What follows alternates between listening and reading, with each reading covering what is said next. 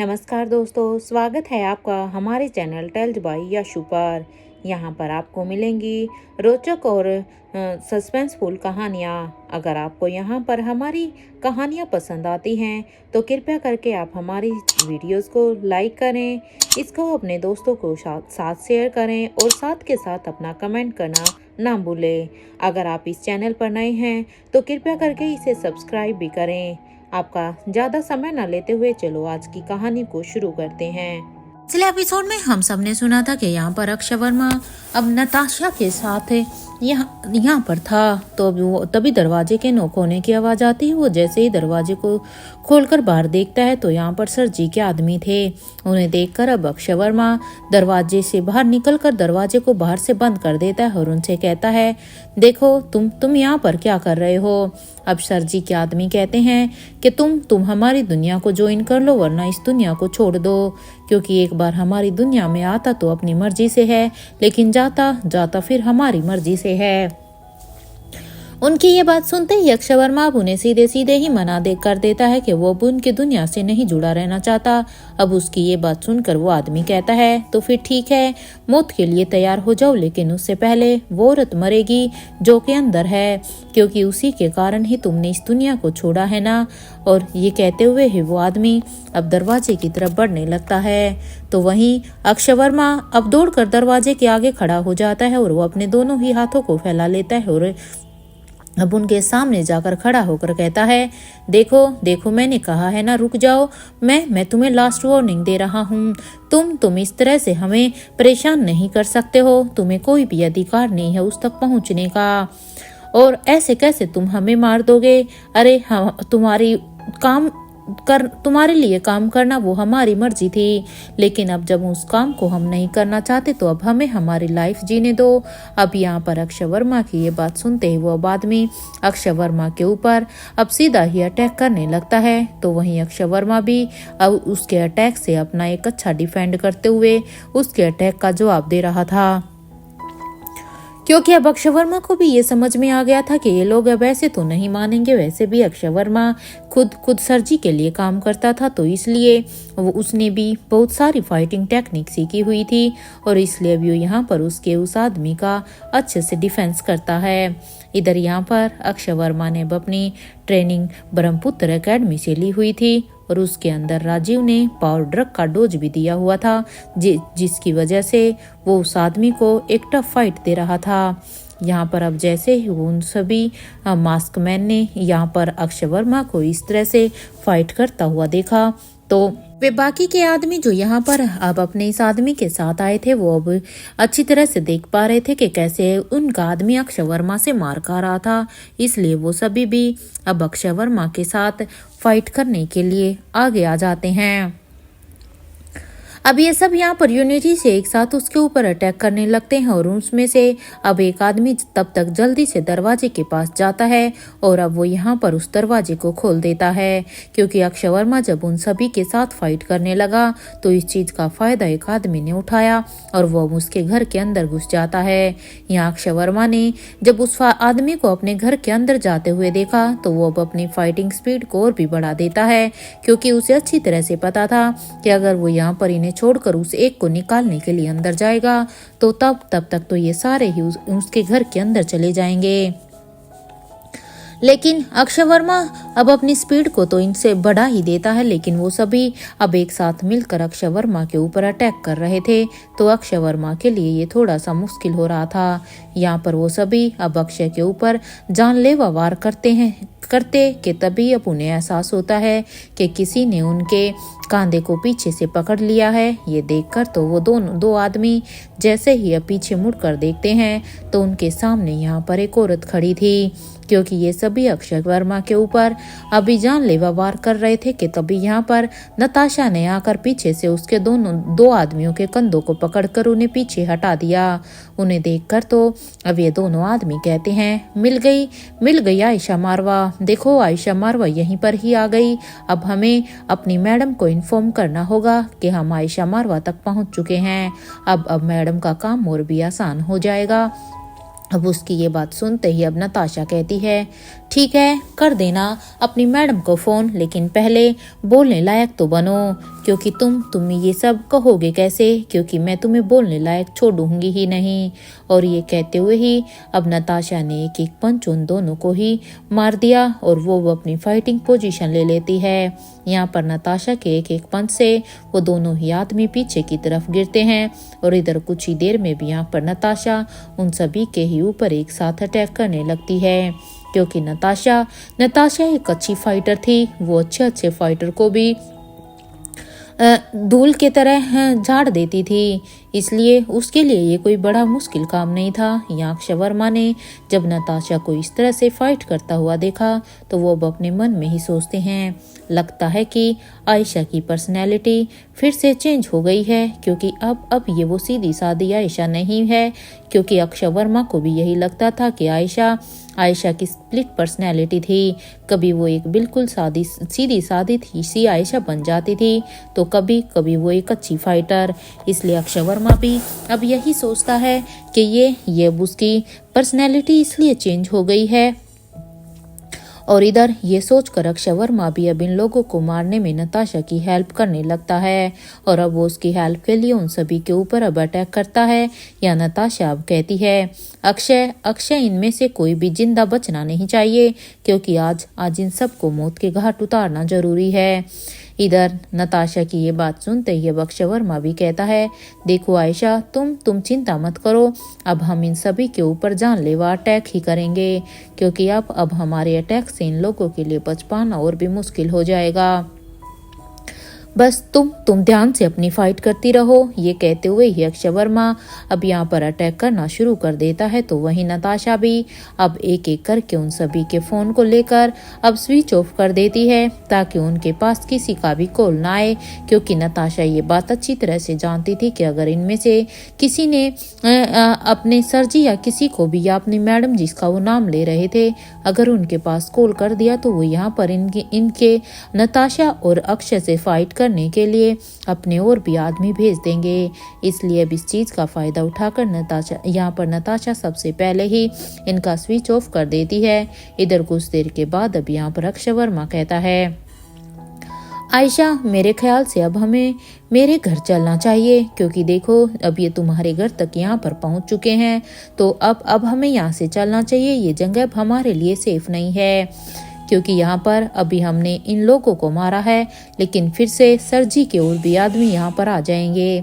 अक्षय की ये बात सुनते ही अब नताशा कहती है, अक्षय, अभी नहीं अक्षय, तुम बस सही वक्त के आने का वेट करो, क्योंकि देखो हम तुम्हारे घर तो जाएंगे, लेकिन अभी वो सही वक्त नहीं आया है। नताशा की इस बात पर अब अक्षय वर्मा कहता है, तुम समझ क्यों नहीं रही हो आयशा, तुम्हारा यहाँ रहना बिल्कुल भी सेफ नहीं है। अरे वो लोग यहाँ पर कभी भी आ सकते हैं।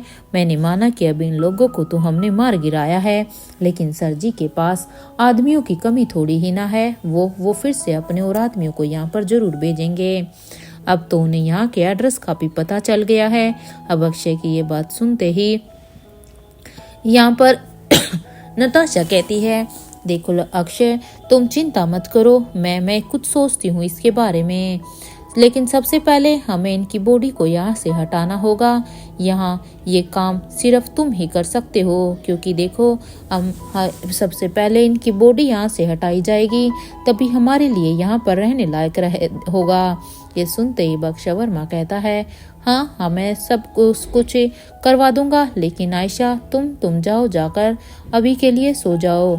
सोने से तुम्हारा दिमाग थोड़ा सा शांत रहेगा, और वैसे भी इतने सारे लोगों के साथ फाइट करते हुए तुम थक भी गई होगी। इधर अक्षय की ये बात सुनते ही अब नताशा कहती है, व्हाट डू यू मीन, मेरा दिमाग शांत हो जाएगा अक्षय?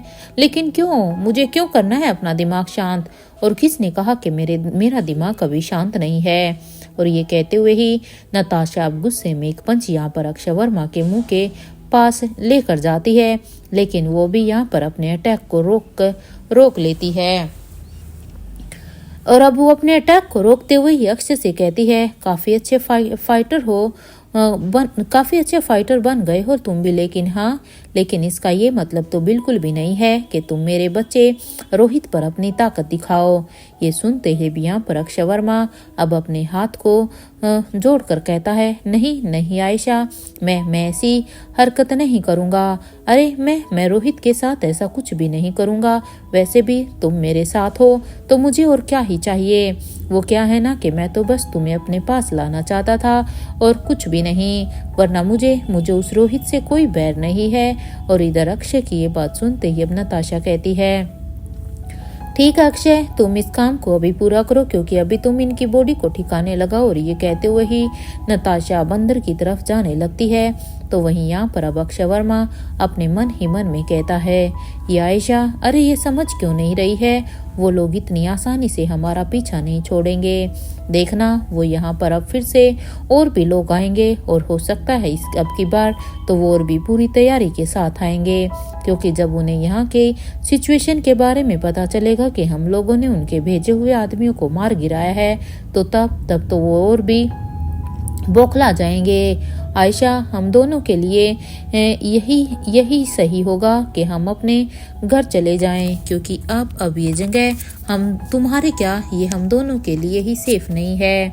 मुझे तो यही सही लग रहा है, लेकिन पता नहीं ये आयशा मेरी बात सुनने के लिए तैयार क्यों नहीं है। यहाँ अक्षय अब ये सब सोचते हुए ही अपने काम में लग जाता है और वो काम करते हुए भी यही सोचता है कि एक बार बस रोहित मारवा को तो बता दूं कि उसकी माँ अपने प्यार यानी कि मेरे साथ कितनी खुश है।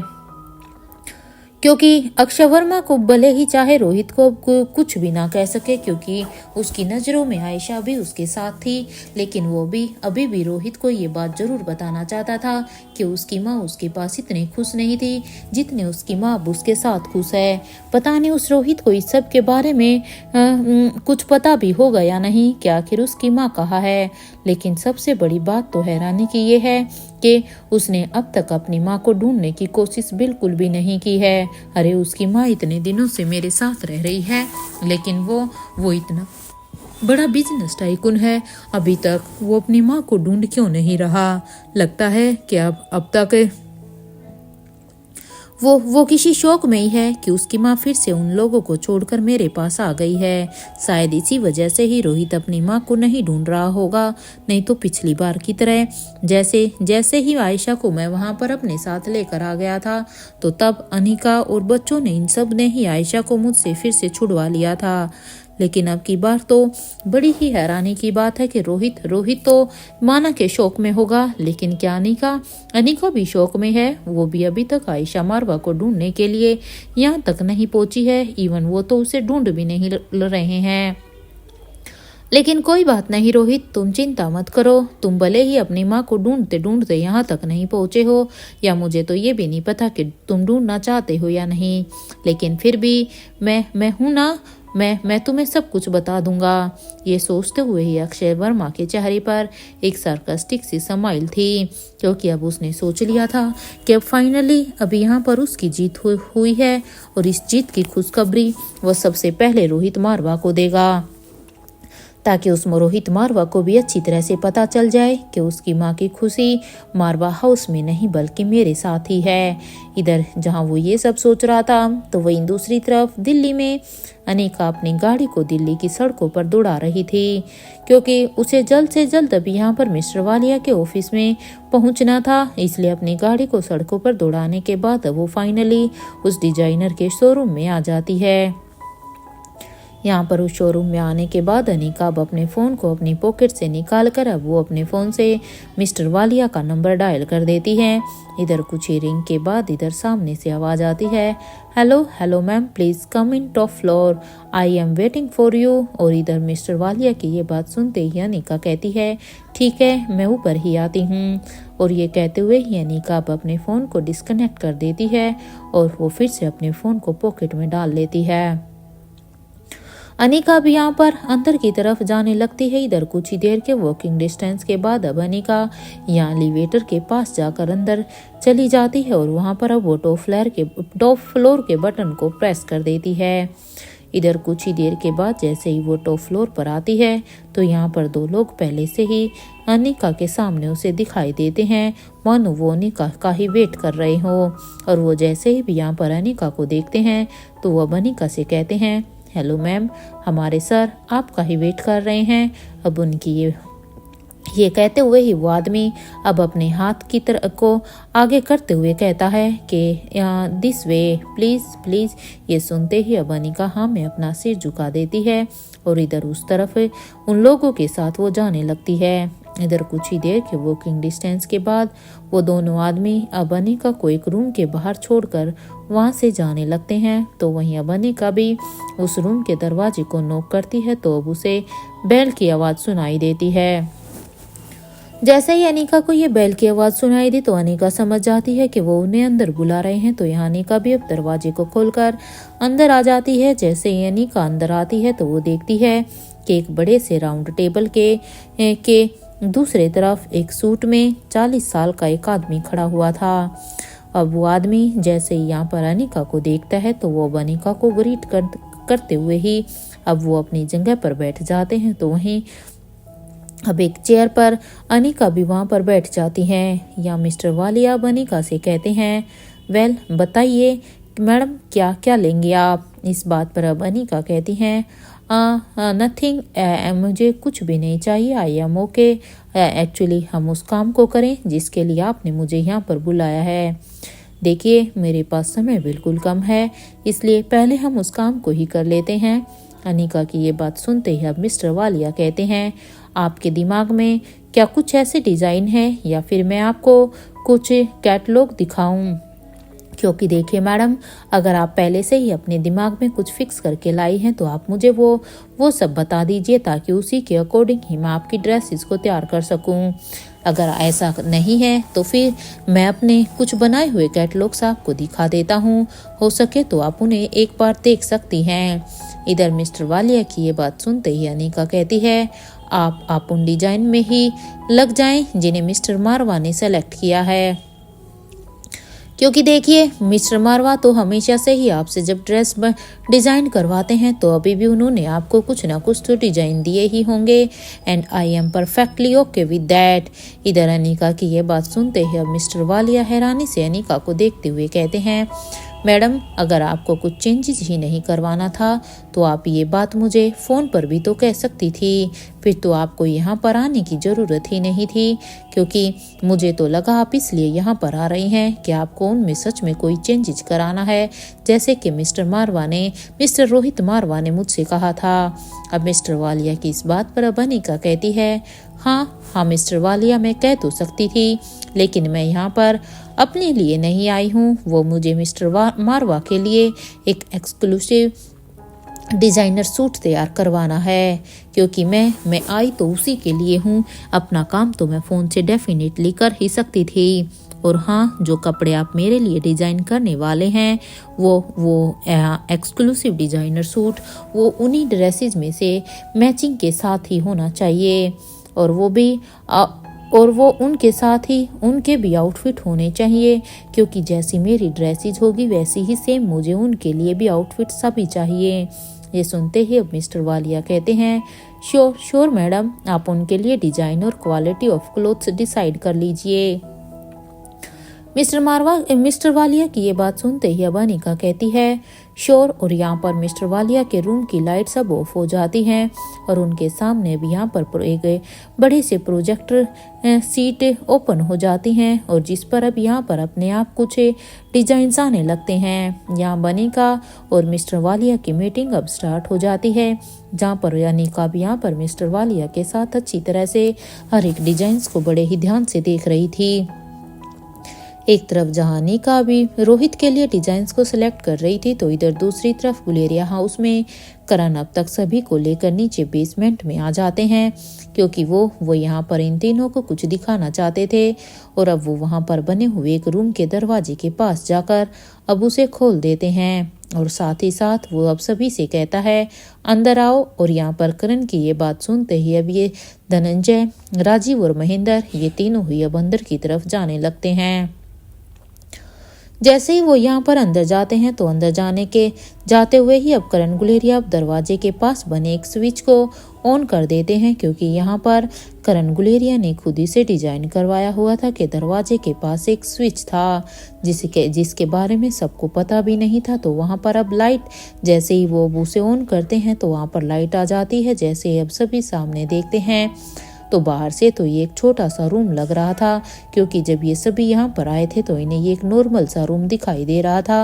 और ये खुद भी सोच रहे थे कि आखिर करण उन्हें यहाँ पर ये रूम दिखाने के लिए क्यों लेकर आए हैं। लेकिन जब ये अंदर आकर देखते हैं तो ये अंदर इतना बड़ा एरिया देखकर तो अब राजीव खुद करण गुलेरिया से कहते हैं कि ये तूने कब बनवाया करण। अब राजीव की ये बात सुनते ही करण गुलेरिया कहते हैं, तेरे बर्थडे के लिए ही तैयार करवाया था। लेकिन अब यहाँ पर ये कहते हुए ही करण गुलेरिया अब एकदम से खामोश हो जाते हैं। तो वहीं राजीव अब करण की इस बात को सुनकर अब वो एकदम से इमोशनल हो जाता है और अब वो करण को एकदम से हक कर लेता है। करण ने भी यहाँ पर बिल्कुल राजीव के इस बिहेवियर को एक्सपेक्ट नहीं किया था कि राजीव ये सब सुनकर और देखकर इतना खुश होगा। इसलिए भी यहाँ पर राजीव करण को हक करते हुए ही थैंक यू भाई कहता है और कहता है तू मेरे लिए इतना कुछ सोच रहा था, थैंक यू सो मच यार। इस बात पर अब धनंजय पीरामल कहते हैं, देखो अगर भाइयों का प्यार हो गया हो राजीव, तो जिस काम के लिए तुम्हें ये लैब चाहिए था उस काम को शुरू भी कर दो, क्योंकि अब तो तुम्हारे पास लैब भी है, तुम्हारे पास सारे रिसोर्सेज भी हैं। इधर धनंजय की ये बात सुनते ही राजीव गुलेरिया कहता है, हाँ यार, वो मैं जो अपने साथ उस कुंड का पानी लाया था ना, तो बस उसके ऊपर ही स्टडी करना है, क्योंकि पता नहीं क्यों मैंने वहाँ पर भी पहले भी कहा था कि मुझे वो कुंड का पानी कुछ ठीक नज़र नहीं आ रहा, इसलिए मैं वहाँ से पानी लेकर आया था। बस मुझे अब उसके ऊपर स्टडी करनी है और उसके ऊपर स्टडी करने के लिए ही मैं कॉलेज जाना चाहता था। अब राजीव की ये बात सुनते ही अब धनंजय पीरामल कहते हैं, ठीक है, फिर तुझे जैसे ही उस कुंड के पानी के बारे में कुछ भी पता चले राजीव, तो तू हमें उसके बारे में जरूर बताना, और अगर तुम्हें किसी चीज की हेल्प भी चाहिए तो हमें वो भी बताना।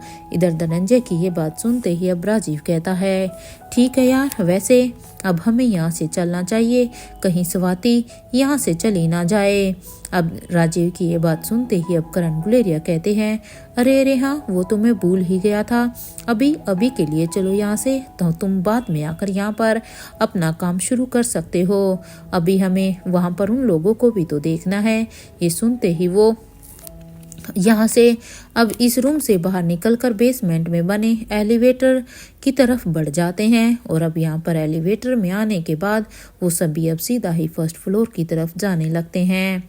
और इधर वो जैसे ही अब यहाँ पर पहुँचते हैं तो वो यहाँ पर हॉल में आकर वो देखते हैं कि अब तक तो क्रिश भी वहाँ पर आया हुआ था, क्योंकि जब ये चारों के चारों यहाँ से गए थे तब तक क्रिश यहाँ पर नहीं था। लेकिन अभी मल्होत्रा हाउस से, क्योंकि बच्चों ने क्रिश को यहाँ पर बुलाया था, तो वो आ गया था और सारे ही बच्चे अभी क्रिश के पास खड़े हुए थे। यहाँ बच्चों ने जब उन्हें देखा तो वो दौड़कर अब उनके पास जाकर कहते हैं, नानू दादू देखिए, हम सभी को मल्होत्रा हाउस जाना है, इसलिए आप प्लीज हमें जाने की परमिशन दे दीजिए, क्योंकि हमने तो यहाँ पर क्रिश मामू को भी यहाँ पर बुला लिया है, इसलिए अब हमें बस ही जल्द से जल्द मल्होत्रा हाउस जाना है, क्योंकि हमें वहाँ पर प्रिपरेशन भी तो करानी है ना। अब बच्चों की ये बात सुनते ही अब राजीव गुलेरिया कहता है, बेटा आपने बड़ी रानी से परमिशन ली है क्या? क्योंकि ये बात वो यहाँ पर लतिका से कहता है, क्योंकि राजीव भी एक बार कंफर्म कर लेना चाहता था कि क्योंकि यहाँ पर जब तीनों ही बच्चे, ये बाकी के बच्चे जा रहे थे तो लतिका भी इनके साथ ही जाएगी, इसलिए अब यहाँ पर राजीव की इस बात पर लतिका कहती है, हाँ नानू, हमने बड़ी रानी माँ से परमिशन ले ली है। लतिका की ये बात सुनते ही अब राजीव कहता है, ठीक है, अगर आपकी बड़ी रानी माँ को कोई प्रॉब्लम नहीं है तो फिर ठीक है, आप जाओ, हमें कोई प्रॉब्लम नहीं है। इधर राजीव की ये बात सुनते ही लतिका खुश हो जाती है। तो वहीं अब करण गुलेरिया भी कहते हैं, आप सभी नानी माँ के साथ जा रहे हो ना, तो जाओ, क्योंकि देखो आप सभी को स्वाति के साथ जाना है। अब करण की ये बात सुनते ही रिया अब लतिका के कान में कहती है, देखा देखा लतिका, मैंने तुमसे पहले ही कहा था ना कि एक बार हमें बड़ी रानी परमिशन दे देगी तो फिर तुम्हारे नानू की परमिशन लेना तो बस फॉर्मेलिटी है। इधर ये सुनते ही प्रिंसेस लतिका हंसने लगती है और वो अब राजीव से कहती है, आप सच में हमारी बड़ी रानी से प्यार करते हैं।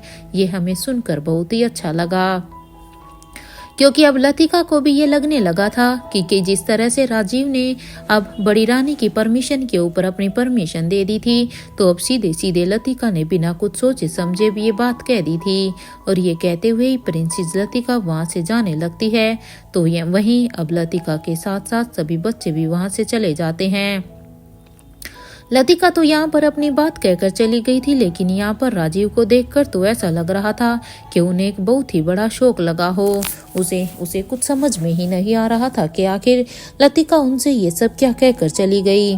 और यहाँ पर अब महेंद्र, जो कि ये सारी बातें अब तक सुन चुका था, अब महेंद्र पीरामल कहते हैं, ये लतिका भी यहाँ पर आकर कुछ अजीब हो गई है ना।